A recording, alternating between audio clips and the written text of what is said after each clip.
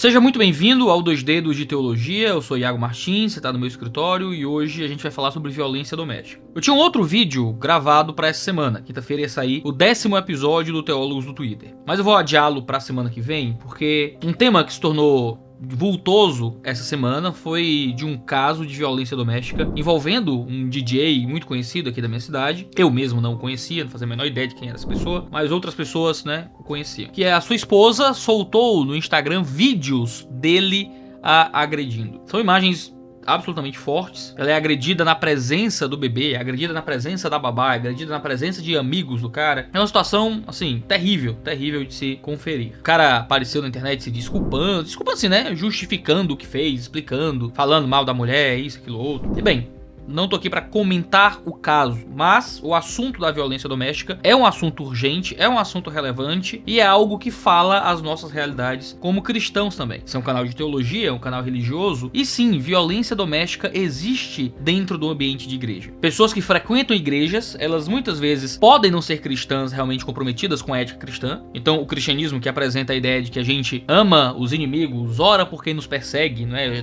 Isso, veja, a gente tá falando já das pessoas com quem geralmente nós teríamos mau sentimento. A Bíblia manda nós perdoarmos e amarmos, darmos a outra face, quando tentam nos humilhar. Quando fala de família, o negócio já é um nível completamente diferente. A Bíblia fala de sacrifício, de entrega, de amor, de um nível de proteção que coloca sempre o outro em primeiro lugar. Violência doméstica é algo inaceitável dentro de uma postura cristã da vida. Mas pessoas que frequentam igrejas nem sempre são pessoas realmente comprometidas com a ética cristã. Logo, você vai ter casos de violência doméstica dentro da igreja. E, infelizmente, violência doméstica ainda é uma coisa muito comum. Durante a pandemia, o Tribunal de Justiça do Rio de Janeiro registrou um aumento de mais de 50% nas denúncias de violência doméstica naquele primeiro período de quarentena que a gente viveu em março do ano passado. Pesquisas do Fórum Brasileiro de Segurança Pública identificou um aumento de 431% nos relatos de briga de casais, novamente naquele primeiro período de isolamento de março do ano passado. Violência doméstica não é um mito, existe. E como pastores de igreja, a gente muitas vezes é chamado para intervir nesse tipo de realidade. E a cultura ensina pra gente que igrejas são lugares que passam pano para abusador. Não é? Eu escutei muito isso de pessoas de fora do ambiente de igreja, que a violência doméstica acontece na igreja e a pessoa não pode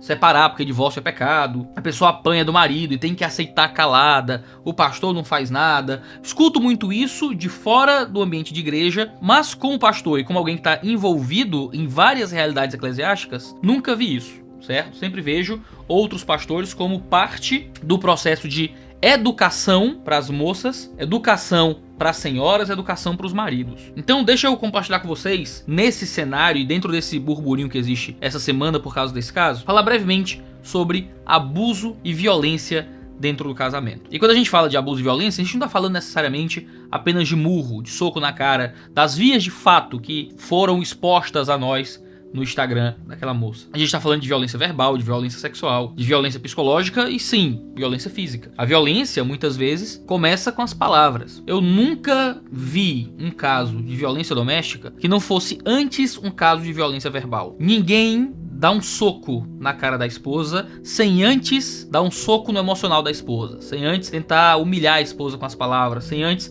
gritar e falar palavrões e tentar destruir a pessoa verbalmente. Não existe, pelo menos eu não conheço e nem outros colegas pastores já me relataram casos assim, de violência indo de um marido amoroso, calmo, paciente, servo, preocupado com o bem-estar do outro e murro na cara no outro dia. Certo? A violência física, ela nunca é uma surpresa. Difícil dizer nunca, mas pelo menos na realidade com a qual eu já me envolvi, violência física não é surpresa. E eu vou ser mais ousado. Você sabe que marido vai bater na esposa? No namoro. O namoro apresenta já isso. O modo como namorados lidam com as namoradas já apresentam muitas vezes vários fatores de risco. O cara chama a namorada de vagabunda, o cara em briga segura o braço da namorada e puxa, o cara tem uma postura fisicamente dominadora com a namorada e tudo isso já é um alerta vermelho terrível. Se eu sou chamado para intervir numa briga de namorados onde o namorado xinga de palavrões indecentes a namorada, pra mim isso já é um alerta vermelho de que com 5 anos de casado, ele não vai mais usar sua língua pra ferir. Existem muitas coisas que aparecem já desde cedo. Muitas moças não conseguem perceber isso porque não são ensinadas a se valorizar como mulher e aceitam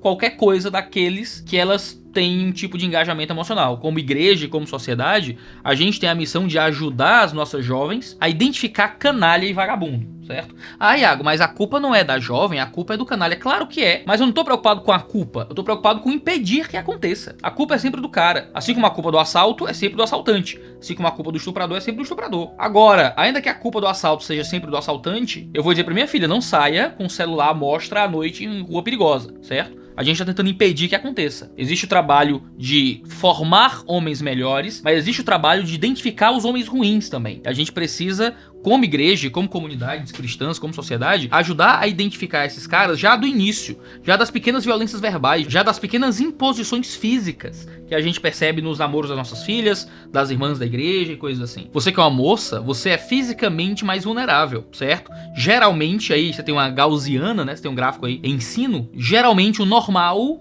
é que o seu namorado seja fisicamente mais forte que você. Então você está fisicamente mais vulnerável. Então você precisa, desde o início do relacionamento, ter pessoas à sua volta que possam identificar qualquer vulnerabilidade física que aquele homem possa infringir contra você. Existe violência sexual, obviamente, mesmo dentro do casamento, né? Você vê isso também nos namoros. O próprio namoro, muitas vezes você tem homens que não respeitam as escolhas das namoradas dentro do ambiente de igreja, de exercer sua fé e esperar, não é, para o intercurso sexual acontecer dentro do casamento. E muitas vezes esses homens se impõem fisicamente sobre elas, tentando, não é, atiçá-las para a sexualidade, passando a mão de onde devia, usando o corpo delas para si. Claro que no mundo aí fora isso não é o caso, mas dentro da ética cristã isso já é um tipo de violência sexual pra gente. Não é no sentido, claro, que a violência sexual é usada por aí, mas um homem que não respeita a decisão e a convicção da namorada e tenta o máximo seduzi-la e trazê-la a um tipo de relacionamento físico, muitas vezes até usando de chantagem. Ah, então você não me ama,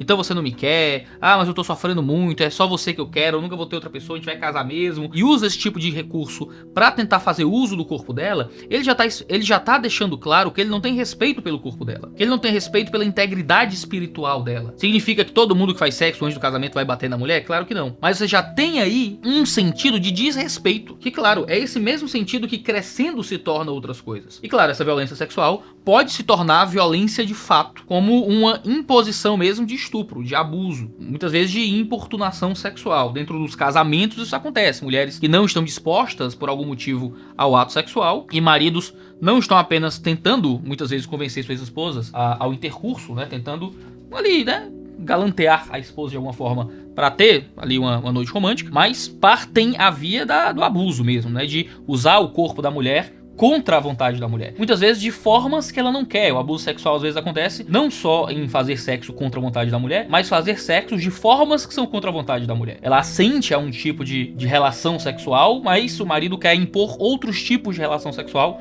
que vão contra o bem-estar da esposa, a vontade da esposa. Isso também é estupro dentro do casamento, quando você se impõe sexualmente contra a vontade da pessoa que está à sua volta. A violência é psicológica muitas vezes. Existe um isolamento muitas vezes da mulher. A mulher não pode mais ter amiga, a mulher não pode mais ver a própria família, a mulher fica trancada dentro de casa, a mulher não tem acesso a nenhum dinheiro da família, não sabe quanto dinheiro tem na conta, não tem acesso a uma conta, não tem acesso a um cartão, não tem acesso a nada. Ela é total e absolutamente dependente, não apenas do esforço profissional do marido, que é honesto, mas ela é dependente da vontade e o bel prazer do marido de conceder a ela a possibilidade de sobreviver, de ter relacionamento, de conversar com a própria mãe, com o próprio pai. E o isolamento é justamente uma das coisas que cria um ninho e um berço para a violência física. Geralmente mulheres que apanham são mulheres que não têm amigas próximas, porque o marido não quer deixar, porque senão ela vai contar pra alguém. A mulher que tá fisicamente machucada não é uma mulher que pode encontrar outras pessoas com frequência, porque aquilo vai ser percebido por quem tá perto. Então o marido, ele sempre trata de isolar a mulher que ele quer espancar. Existe um tipo de violência e abuso psicológico que cria o berço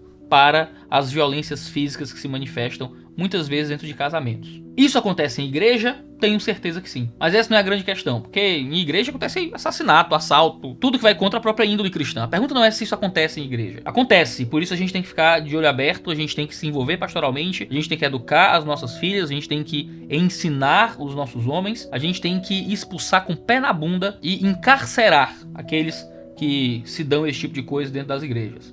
Mas a questão não é essa, a questão é, a Bíblia dá margem para isso? A Bíblia ensina algo que beneficia o abusador? Muitas pessoas acreditam que a Bíblia coloca a mulher em situações de vulnerabilidade e submissão extremada, que permite até que homens se espanquem e saiam ilesos. Mas a verdade é que isso é mentira, certo? Isso não é o que acontece na Escritura. Pensa, por exemplo, em todo o contexto do Novo Testamento, quando o Novo Testamento foi escrito. Há uma discussão considerável dentro da historiografia romana sobre qual era o papel das mulheres dentro de comunidades greco-romanas, vamos colocar a Grécia aí no meio. Especialmente quando a gente fala sobre as classes dominantes. Dentro desse contexto, e de novo, isso ainda é muito disputado, os teóricos discutem muito, mas a ideia do pater familias era a ideia de que o pai, o chefe da família, ele tinha o dever de zelar pela honra do seu nome, da sua casa, do seu lar, e por isso ele tinha a missão de disciplinar fisicamente todo aquele que desobedecesse e desonrasse a família. Isso incluía filhos, incluía escravos, incluía esposas. O marido tinha o poder de disciplinar sua esposa fisicamente. O pater familias possuía o pater potestas. E há teóricos da Roma Antiga, do direito romano, que acreditam que os pais tinham o direito não apenas de matar filhos, se quisessem, isso é altamente conhecido, mas alguns vão dizer que eles tinham o direito de matar esposas e saírem impunes disso. Isso era chamado de direito de vida e morte. Dentro do direito romano a gente tem poucas evidências de muitas vezes que isso foi usado, mas nós sabemos que no final da República Romana, ali 1 a.C., as coisas mudaram um pouco para que a mulher pudesse voltar para a casa do pai após o casamento. E bom, ainda que haja muito debate sobre isso, o que a gente entende ainda, e isso pode ser amplamente concordado sobre o período do Novo Testamento, as mulheres viviam em situação de profunda vulnerabilidade. Só o fato da gente discutir e não saber com certeza que havia um tipo de autoridade que permitia que maridos matassem esposas, já mostra como a situação de mulheres naquela época não era fácil. Pensa, por exemplo, nas altas classes de Roma, onde eram notórios os casos de violência, de abuso dos mais variados contra as esposas. Pensa em Nero, que mandou torturar e matar a primeira esposa, matou a segunda esposa num acesso de fúria. Valério Máximo e Plínio escreveram, ainda no século I depois de Cristo, sobre maridos tendo o direito de disciplinar fisicamente suas esposas. Já no terceiro século, certo? Ali 300 depois de Cristo, Tertuliano escrevia que esposas cristãs muitas vezes apanhavam dos seus maridos pagãos porque havia permissão para que maridos disciplinassem fisicamente as suas esposas se elas participassem de cultos heréticos. Como o cristianismo era considerado uma seita, maridos não cristãos tinham o direito de disciplinar fisicamente, de espancar suas esposas cristãs. Para essas mulheres, se converter ao cristianismo significava poder apanhar do marido, de acordo com a lei, dentro da lei. Ou seja, nós sabemos que a violência doméstica não era só comum dentro do período bíblico, era uma expectativa, era o normal de acontecer no Império. Agora, isso são evidências sobre as classes altas do Império no período bíblico. A gente não tem tantas informações sobre as classes mais baixas. Tem um esqueleto que foi encontrado em Roma em 2002, que é provavelmente entre 1 a.C. e 3 depois de Cristo, que evidenciava lesões repetidas na cabeça, no rosto, na clavícula e no raio direito, provavelmente um ato defensivo, o que evidencia que aquela mulher, identificada como de classe baixa, sofreu algum tipo de violência muito extrema e que por isso veio à morte, o que poderia ser um dos indicativos de que existia também esse tipo de abuso dentro das classes mais baixas e não só nas classes dominantes do antigo Império Greco-Romano. E é neste maravilhoso contexto que surge o Novo Testamento. Jesus aparece e Jesus dá atenção a mulheres adúlteras até. Jesus prega para prostitutas. Jesus aceita que mulheres consideradas imundas toquem nele. Jesus conversa com mulheres que eram tidas por promíscuas até dentro da cultura judaica. Enquanto mulheres não eram aceitas como testemunhas em tribunais, as primeiras testemunhas da ressurreição foram 2 mulheres. Havia mulheres notáveis entre os apóstolos, consideradas como pregadoras do evangelho, evangelistas que levavam a mensagem da salvação aos perdidos. Havia profetisas, mulheres que profetizavam no livro de Atos. A Bíblia dá atenção às mulheres e fala muito de família. Existem muitas histórias na escritura de homens procurando esposas, casais entrando em conflitos, genealogias com os mais variados tipos de família, ascendências, descendências, rivalidades domésticas, tensões familiares, morte, luto e luta dentro das casas. E há muito o que se dizer sobre família dentro do Novo Testamento, em um tempo em que provavelmente maridos podiam espancar suas esposas. Paulo escreve em Colossenses 3:19: maridos, que cada um de vocês ame a sua esposa e não a trate com amargura. O amor à mulher se torna uma das grandes características do cristianismo. Hoje, para você, casar por amor é o normal. Hoje, para você, quando acaba o amor no casamento é uma coisa terrível. Isso existe por causa daquilo que o cristianismo incutiu na cultura. Porque casar por amor era contra a cultura dentro daquele período. Mulheres eram máquinas de reprodução. A gente explica esse cenário muito no primeiro episódio do nosso documentário A Nova Família. Você pode dar uma procurada lá, que fala muito sobre o Império Romano e como eles enxergavam a questão do sexo com homens e com mulheres. E agora, dentro desse contexto terrível, onde maridos podiam bater nas suas mulheres, Deus ordena através de Paulo que homens devem amar e que não podem tratar sequer com amargura no coração. Eles não podiam ter o coração amargurado com suas esposas. Em Efésios, no capítulo 4, ele diz mais: não saia da boca de vocês nenhuma palavra suja, mas unicamente a que for boa para edificação conforme a necessidade, e assim transmita graça aos que ouvem. Homens não poderiam falar, sequer falar, de forma suja com suas esposas. E não entristeçam o Espírito Santo de Deus, no qual vocês foram selados para o dia da redenção. Que não haja no meio de vocês qualquer amargura, indignação, ira, gritaria, blasfêmia, bem como qualquer maldade. Pelo contrário, sejam bondosos e compassivos uns para com os outros, perdoando uns aos outros, como também Deus em Cristo perdoou vocês. O modo como os cristãos se tratam é deixando de lado a ira, a gritaria, a blasfêmia, a amargura. É usando a linguagem de forma a transmitir apenas graça àquele que nos ouve. Graça. A gente transmite graça com as palavras. Não há espaço dentro de um casamento cristão para falar de uma forma que machuque aqueles que vivem no nosso convívio. Nós só machucamos para ajudar, para servir. Quando a gente machuca é para repreender por um tipo de pecado envolvendo o crescimento, mas a nossa linguagem é uma linguagem de amor. Esse é o fim de Efésios 4, e lá pro meio de Efésios 5 nós lemos: maridos, que cada um de vocês ame a sua esposa, como também Cristo amou a igreja e se entregou por ela. Existe um amor do marido para com a esposa que é equivalente ao amor de Cristo que se entregou pela esposa. Então, em uma cultura onde homens poderiam matar suas esposas, muito possivelmente, onde homens podiam espancar suas esposas, muito provavelmente, agora, dentro do cristianismo, os homens deveriam se entregar pelas esposas. Ao invés de sacrificar a esposa por si, agora ele se sacrifica pela esposa. Essa não é a postura de alguém que bate. Essa não é a postura de alguém que humilha. Essa não é a postura de alguém que abusa. Nós amamos como Cristo amou. Cristo se entregou, nós nos entregamos pelas nossas mulheres. Ele continua: assim também o marido deve amar a esposa como ama o próprio corpo. Ao invés de espancar o corpo da esposa, pelo contrário, eu vejo aquele corpo como uma continuação do meu. Aquele corpo é o meu. Essa é a linguagem do Antigo Testamento. Agora nós nos tornamos uma só carne. Minha esposa tem um corpo que eu cuido tanto quanto eu cuido do meu próprio corpo. Eu não me espanco e eu não vou humilhar, destruir ou bater na minha própria mulher. Ele vai dizer: quem ama a esposa ama a si mesmo. Amar a esposa é uma extensão de amar a si. Deveria ser nesse nível de união e de intimidade que descreve como se dá o casamento de uma perspectiva cristã. Porque ninguém jamais odiou o próprio corpo, ele vai dizer. Ao contrário, o alimenta e cuida dele, como também Cristo faz com a igreja, porque somos membros do seu corpo. Eis porque o homem deixa pai e mãe, se une à sua mulher, tornando-se os dois uma só carne. Grande é esse mistério. Mas eu me refiro a Cristo e à igreja. O relacionamento de um homem com sua esposa é o relacionamento de Cristo com a igreja. Assim como Cristo se entregou pela igreja, nós nos entregamos pela nossa esposa. Assim como Cristo nutre a igreja, nós nutrimos nossa esposa. Assim como Cristo se entregou por nós nos entregamos pela esposa. E o modo como um homem trata sua mulher é a evidência, é a revelação de um mistério. Qual é o mistério? O mistério do modo como Cristo trata a igreja. Então, homens têm uma missão muito profunda, muito séria, muito urgente de tratar suas esposas de modo a evidenciar para o mundo como Cristo trata a sua igreja. E isso não condiz com um homem que violenta, que bate, que agride, que humilha, que xinga, que tortura a sua esposa. No entanto, também conta a vocês que cada um ame a própria esposa como a si mesmo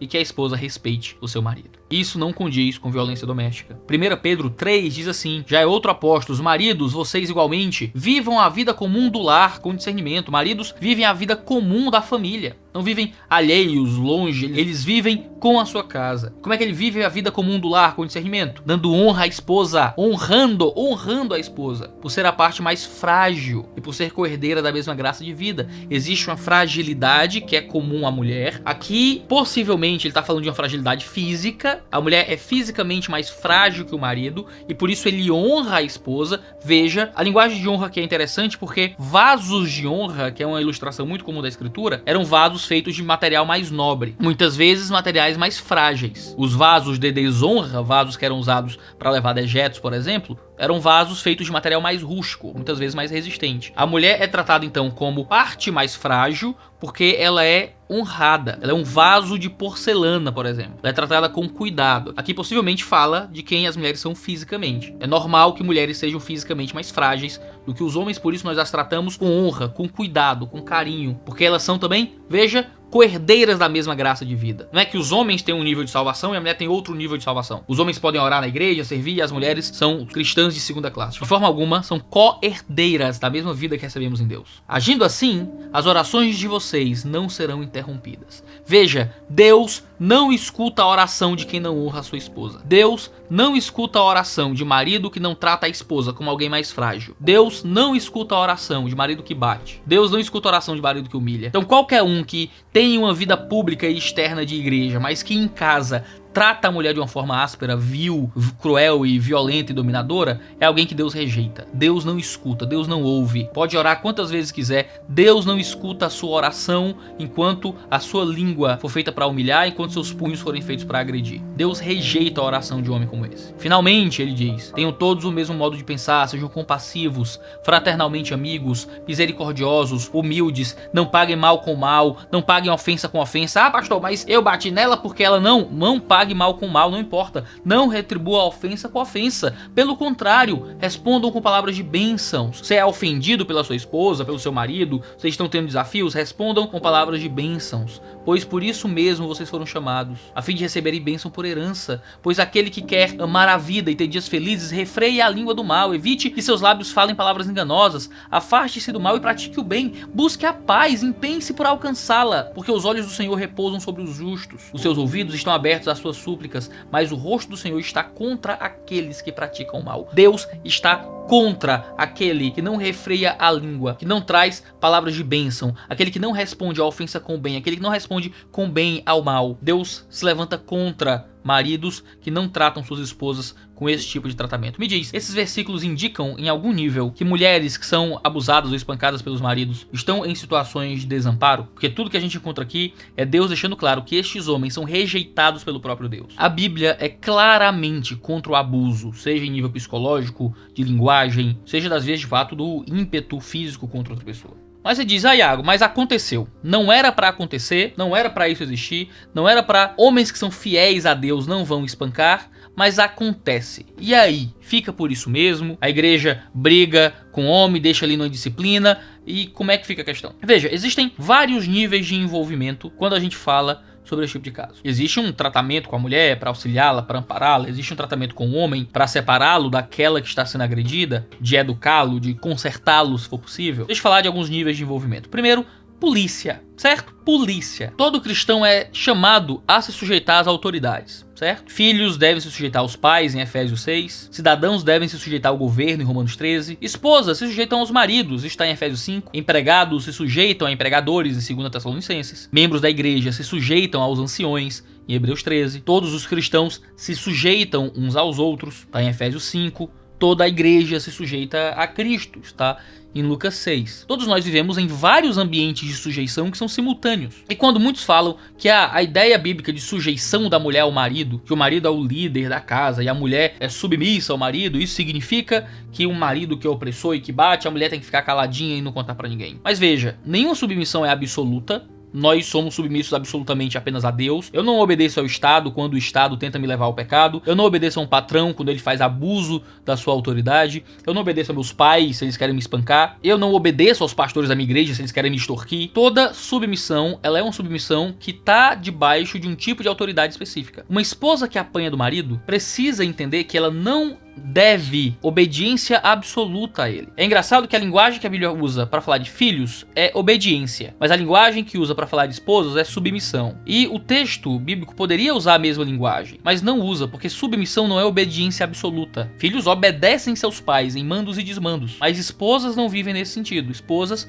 são pessoas adultas, autoconscientes, que também têm direito às suas opiniões e ideias, e que por mais que cooperem com o marido, que é o líder, ainda participam ativamente do cuidado de suas próprias vidas e de sua casa. Lembre, o marido também tem autoridade sobre ele. A igreja é autoridade sobre o marido, o Estado é autoridade sobre o marido, os pastores são autoridade sobre aquele marido. Se o marido usa mal a sua autoridade, as autoridades sobre a vida dele precisam intervir. Ou seja, o seu marido deveria ser autoridade sobre você como Cristo é autoridade sobre a igreja. A partir do momento em que seu marido não está sendo autoridade como Cristo é, as autoridades sobre o seu marido precisam ser alertadas para a sua proteção e defesa. Então, o seu marido é violento contra você, o pastor dele tem que saber disso. A polícia, a força estatal que está sobre ele precisa saber disso. Porque o seu marido não é a autoridade final sobre a sua vida, Cristo é. E Deus concedeu às forças do Estado o poder para exercer vingança e juízo. É interessante, o fim de Romanos 12 diz: não se vinguem vocês mesmos, entreguem a Deus a vingança. Mas aí Romanos 13 começa dizendo: o Estado é vingador e é ministro de Deus. Ou seja, uma mulher que apanha do marido, a postura cristã não é ela pegar uma faca e matar o marido de noite escondido. A postura cristã não é ela se vingar. A postura cristã é ela usar das autoridades governamentais para protegê-la e para punir e vingar de forma justa e correta aquele que se levantou contra ela. Então sim, polícia deve ser envolvida no caso, porque o que o marido está fazendo é um crime. E como um ato criminoso que coloca a vida de outras pessoas em risco, é importante que haja uma intervenção governamental aí. Ah, Iago, mas crente pode denunciar crente na justiça? Claro, Paulo escreve aos Coríntios e diz que não é normal que você coloque descrentes como árbitros entre questões dos crentes. Então você tem ali dois cristãos em conflito e quem vai arbitrar sobre aquele conflito é uma autoridade pública descrente. Mas esse não é o caso quando um crente está cometendo um crime. Paulo não está falando de crime, Paulo está falando de cristãos que se prejudicam de alguma forma. Era para a igreja ser suficiente para resolver essa questão. Se eu estou devendo dinheiro para o irmão da minha igreja, ele não deveria ter que me processar para eu pagar esse dinheiro. Era para a igreja me chamar, algum cristão mais maduro sentar com a gente, aconselhar e a gente chegar num consenso. E se eu não assentir àquilo que me foi aconselhado, haverá todo um processo disciplinar que vai acabar me transformando num descrente, vai acabar me excluindo da comunidade se eu não me arrepender. E aí a coisa vai para uma via pública depois disso. Agora, quando a coisa está no nível do crime, claro, a polícia precisa ser acionada nesses casos. Agora, não apenas ação policial, existe também uma ação que é eclesiástica. A igreja tem que participar desse tipo de cuidado. A mulher precisa se sentir livre para pedir a ajuda da igreja. A Bíblia fala que a igreja é aquela que olha pelos mais fracos. Tiago 1:27 fala que a verdadeira religião é visitar aqueles que são vulneráveis, né? Órfãos, viúvas, pessoas que estão em situação de fragilidade. Visitar fala de nós irmos em direção àqueles que precisam, de estarmos atentos àqueles que podem estar sofrendo. A mulher, ela é o vaso mais frágil, se ela está sendo fisicamente abusada, a igreja precisa intervir no cuidado dela. Isso é agir como Deus age. O Salmo 146 diz que Deus executa a justiça a favor dos oprimidos, que ele liberta os prisioneiros, que ele levanta os abatidos, que ele sustenta os órfãos e as viúvas. O Salmo 68 diz que Deus é o pai dos órfãos e das viúvas. Em Jeremias 22, ele diz que o seu povo deve salvar os oprimidos e resistir ao opressor. Jesus constantemente falou que ele veio para libertar os oprimidos, como por exemplo em Lucas 4:18. Uma situação de violência doméstica é claramente uma situação onde há um bem e um mal. Há um opressor e há um oprimido. Há um violento, há alguém que é o criminoso, é o bandido, vagabundo, marginal, desgraçado, e há alguém que é vítima. Não importa, mas ela brigava, mas ela isso. Mas ela não importa, absolutamente não importa. A mulher é o vaso mais frágil e a resposta nunca vai ser uma resposta de violência. A mulher precisa entender que na igreja dela, ela vai pedir ajuda e ela vai ser servida, ela vai ser amada, ela vai ser acolhida. Há muitas formas disso acontecer, tanto com a linguagem pública que é usada na igreja, sermões, palestras, não precisa ser o tempo inteiro, mas de vez em quando, ou algumas aplicações de sermão a essa área, convidando mulheres que são oprimidas fisicamente a relatarem algo para o pastor. É fundamental trazer mulheres para a vida de igreja, que toda mulher da igreja encontre meios para estar em comunidade e até em grupos onde ela nem sempre está com o marido, como grupos de senhoras, grupos de casadas, onde elas podem ter alguma liberdade para compartilhar dificuldades e assim ela encontrar ajuda caso ela precise, e uma teologia bíblica clara sobre disciplina. E aqui, mais um ponto que eu quero entrar nesses aspectos de proteções e relações em volta da esposa. Disciplina eclesiástica deve alcançar os abusadores. Abusadores costumam ser espertos com as palavras. Eles pedem desculpa, dizem, não aconteceu, foi só uma vez e tal, não sei o que, e fica por isso mesmo. Mas veja, não é só pedir desculpas. É uma mudança radical e absoluta de comportamento. Homens devem ser excluídos da comunidade, tratados por descrentes, retirados de qualquer cargo, tirados da comunhão, expulsos da igreja. A gente tem vídeo inteiro sobre isso, sobre disciplina, exclusão, expulsão de igreja. Tem um vídeo aqui no canal, você procura lá para entender melhor. Devem ser expulsos da igreja. 1 Coríntios 5 fala de expulsão da igreja, disciplina eclesiástica, por pecados que nem descrentes praticavam. Algo que acelerava o processo disciplinar. Ou seja, por mais que tenha gente aí que ache que eu digo o contrário quando eu explico Mateus 18, o processo de você ir diretamente ao pecador para tratar com ele primeiro, o certo é que a Bíblia deixa claro que existem pecados. Que pecados são esses? Aqueles que são escândalo até para fora do ambiente de igreja, que aceleram o processo de disciplina e de exclusão de alguém da comunidade. Violência doméstica é o tipo de crime, é o tipo de pecado que não é comum nem entre descrentes. Ninguém vai por um encontro de amigos e diz que meteu a mão na cara da mulher. Isso faz com que o processo disciplinar seja mais célere. Deve ser diferente o modo como a igreja lida com, sei lá, um casal de namorados que se toca antes do casamento, alguém que é meio preguiçoso e não quer ajudar em casa, e alguém que mete a mão na cara da esposa. Existem atos pecaminosos que são piores do que outros, sim, existe isso, e por serem piores, eles cobram processos disciplinares mais sérios. Aí você me pergunta, Iago, mas o problema é o divórcio, Iago. A igreja condena o divórcio. Você tá falando isso tudo aí, mas aí a mulher vai continuar com o cara. Ela não pode divorciar, a igreja é contra o divórcio. Mas veja, certo? Tem um vídeo sobre divórcio aqui no canal, e se você quiser entender como eu creio o divórcio,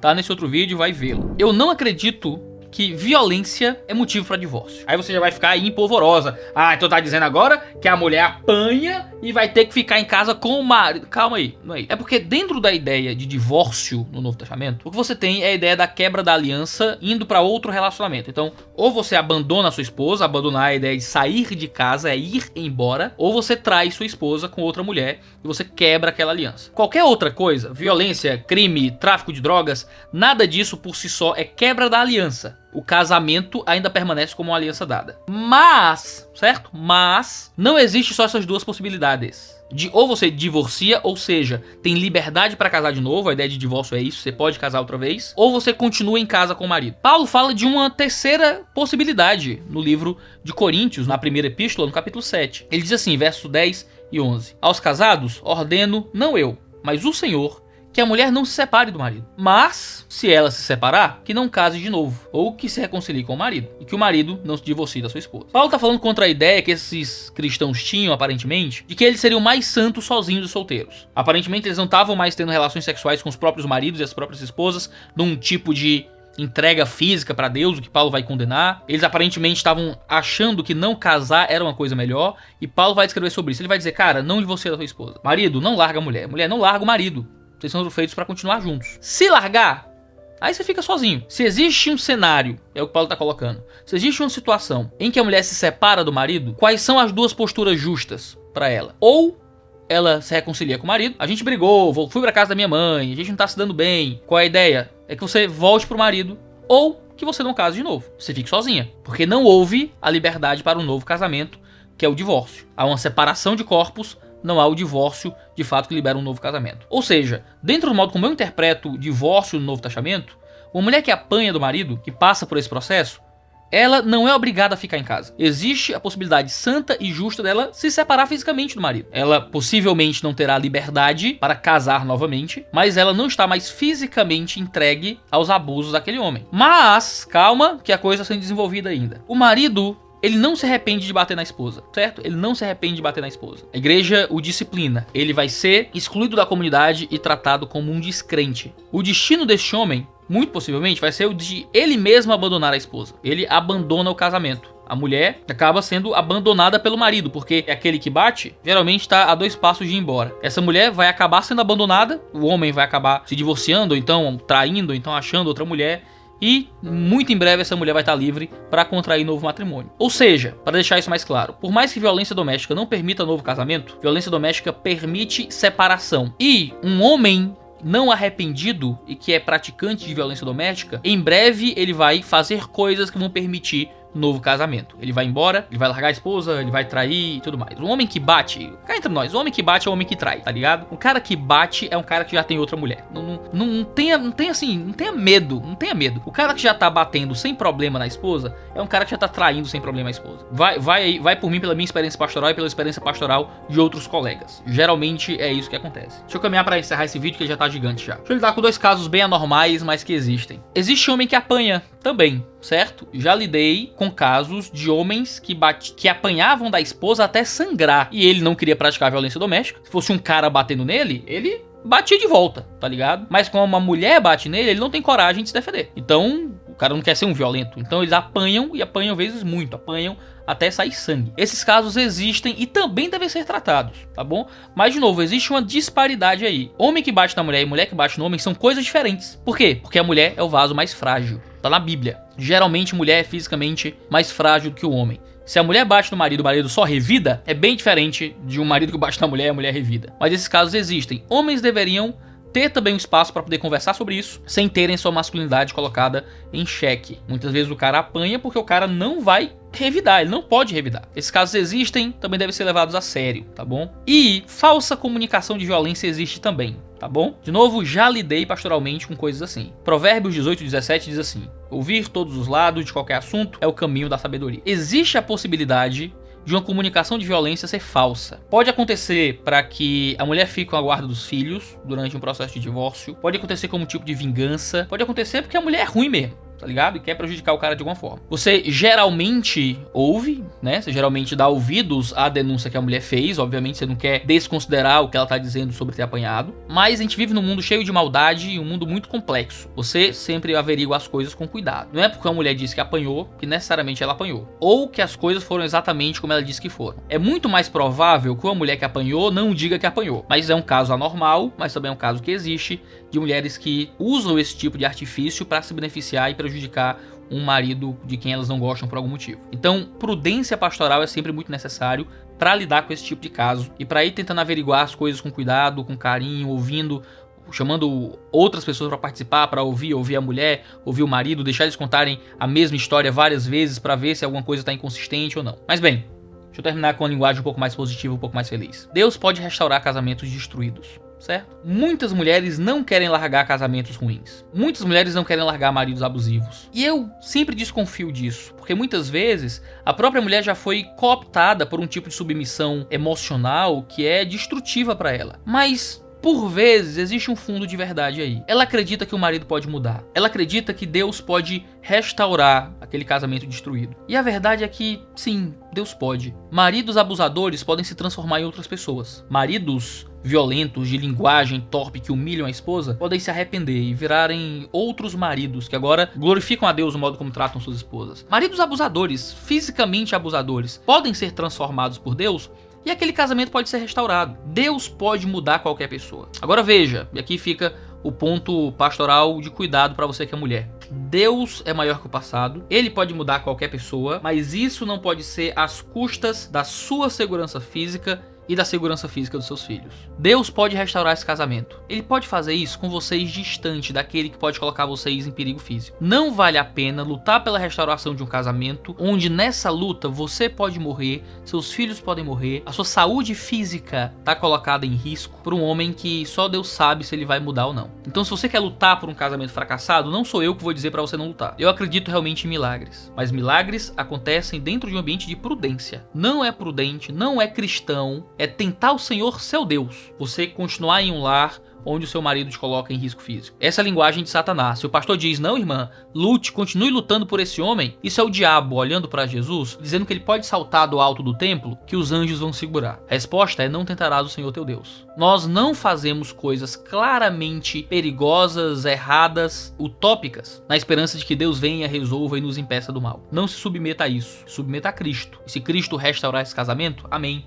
Vamos todos celebrar esse milagre. Mas espero que seu marido se arrependa na cadeia, ouvindo as pregações lá do ministério prisional. Porque homem que bate na esposa não é alguém que deveria estar em liberdade, e a igreja deveria ser o grande pivô do tratamento religioso desse homem, tanto em nível punitivo, com exclusão, como no nível positivo, em educação e transformação moral desse homem, como de denúncia para a polícia, para que esse homem responda criminalmente por algo desse tipo. Isso forma uma sociedade certamente melhor. Esse é o vídeo dessa quinta-feira, gravado para tentar comentar um pouco da perspectiva cristã sobre o problema da violência doméstica, tá bom? Um abraço em todos vocês. Se você, mulher, tá assistindo isso e sofre violência doméstica, liga aí para os canais governamentais que podem lhe ajudar, conta para alguém da igreja, pede ajuda, manda um e-mail, liga para 190 e pede pizza, não é? Essa tem umas propagandas, né? Diz, alô, a pizzaria, que é o endereço tal, e vai falando aí, ver se alguém entende lá que você tá, na verdade, sofrendo abuso. Que Deus possa ajudá-la para se livrar dessa situação difícil. Fala com o seu pastor, marca um aconselhamento, qualquer coisa aí que possa